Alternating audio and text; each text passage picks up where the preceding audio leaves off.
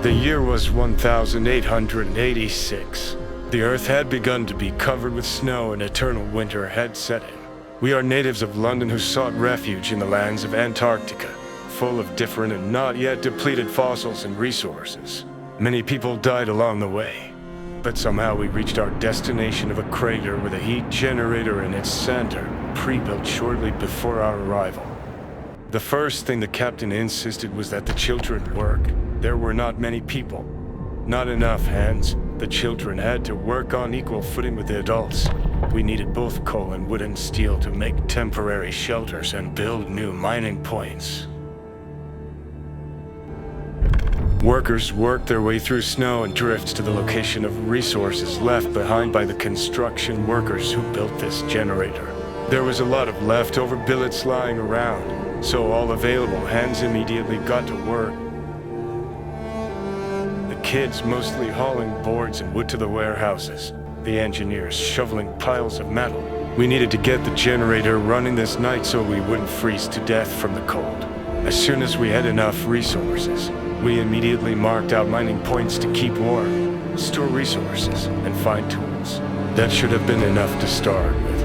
On the same day we started to build a research center where our engineers would work. The first thing we need to do is to design a beacon for our scouts to navigate by.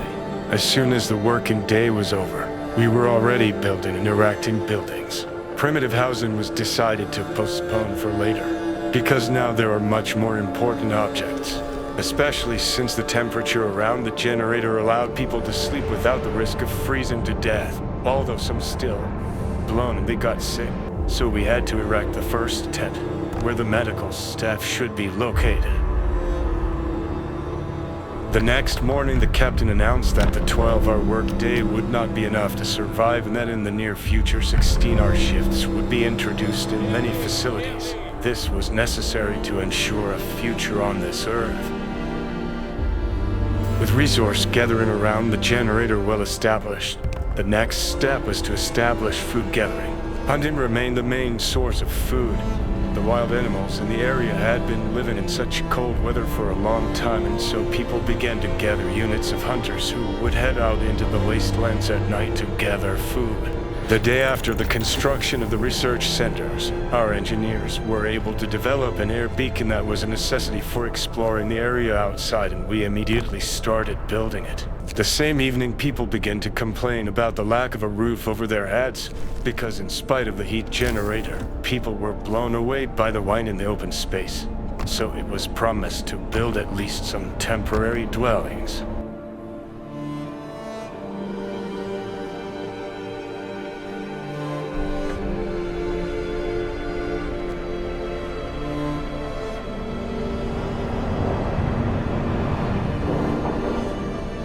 The lighthouse was built and its light illuminated the vastness of the wasteland. It was not a difficult task, but it was still a great achievement for our city, because now, along with its soaring, our hopes for the future, for our survival in this cold world soared. We were ready to start exploring the area, to look for our lost convoys, to search for our loved ones and relatives in the snowy expanses. And that very night, the first squad of volunteers gathered, ready to head outdoors. And already not far from the city was found the Lost Expedition, which included our comrades. As soon as the scouts saw the lights of the campfires, they immediately headed in their direction to reunite again with their friends, relatives, and loved ones. On arriving at this temporary camp, our scouts found exhausted people in tents, no longer able to reach the town on their own, so it was decided to escort them there.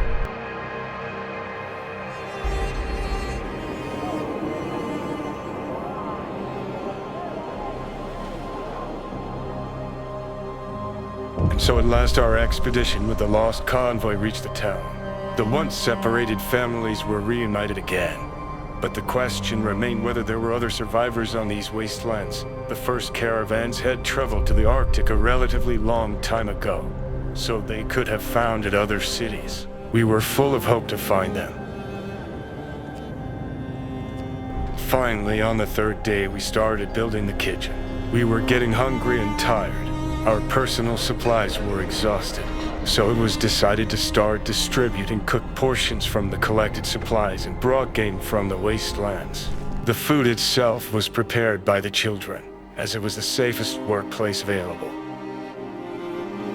The kitchen was built, and the first thing we did was to feed our hungry companions who had come from the wastelands, and only then did we begin to eat ourselves. However, food was still an issue, so our engineers began to devise new ways to hunt and the tools to do so. In addition, blueprints were also created for our first sawmills, which extracted glaciated wood. In order to expand our city, we need as much and more of this material as possible to create our housing, our jobs, and to conduct research. So we immediately put many processing and extraction points along the outskirts of our crater. After the scouts escorted the lost expedition, they set out to explore the wasteland again in hopes of finding other shards of civilization. To this end, our scouts reached an old abandoned observatory from which smoke had been seen. When we got there, the people who had been lost from our expedition were there, and they said that when they came here they found only dead bodies, and that the astronomers' records said that the sun was going out and its heat was dissipating. But we did not know how true this was, for the main theory was that the catastrophe was due to the eruption of several large volcanoes, the gases and ashes of which covered the sky with a wall impenetrable to light. In the meantime, it became obvious that a dozen hunters would not feed everyone, especially since more survivors were coming to join us. Then the existing hunting groups founded a whole hunting guild to which they recruited newcomers. A whole caste of people was formed that slept by day and hunted by night. Due to their different lifestyles and experiences, they preferred to keep to themselves and mostly gathered on the outskirts in their huts. There was an incident in the kitchen where a little girl was injured by cutting herself with a knife. Such incidents allowed the injured children to go to the health center or home for treatment and rest. Unfortunately, many of the resources left behind by the builders had already begun to run out, so there was no further collection, and the very first posts that had been built began to be dismantled, as they were no longer needed. Many people were getting furious that they had not had a house to sleep in for a long time, so they urged us to build them soon, which we did. By this time, we had already accumulated so much timber that we could afford a large-scale construction of housing for the incoming people, which formed an entire residential neighborhood.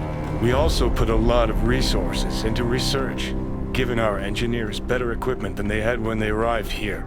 So we provided them with at least rudimentary tools such as drawing boards, various materials, machines, and the like to continue developing our city.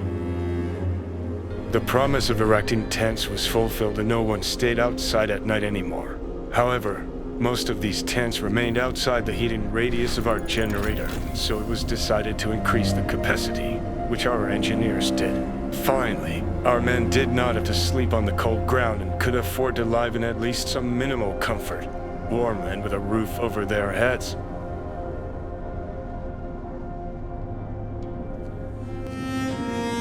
Our scouts found a forgotten column of people and vehicles that had once passed through here. Their buddies and transportation had become part of this landscape. However, this convoy was carrying many resources that the scouting party took with them. The research center continued to grow, adding new buildings and hiring additional staff from the new arrivals to keep up with the increasingly complex weather and infrastructure conditions. At some point, soup was introduced instead of a full meal, as food was still in short supply, and the townspeople were unhappy with this decision. But it was a necessary step that would not last long, at least not until we had properly equipped our hunters. For this reason, we rejected the proposal to feed working children double rations, because there was not yet enough, not even for double rations, but to meet the basic need for food. So the hunting guild expanded even more, in order to feed the growing population. In turn, the engineers continued to improve our hunters' ability to prey, improve the tools of the kill, and with their innovations were able to reduce the number of people needed in the squad, allowing more hunting groups to be formed without bringing in more people from outside the predatory caste. Meanwhile, the scouting party found a well-equipped shelter that seemed to be used by survivors from another city. They set off following their tracks and the plaque signs they left behind. So they reached the bridge.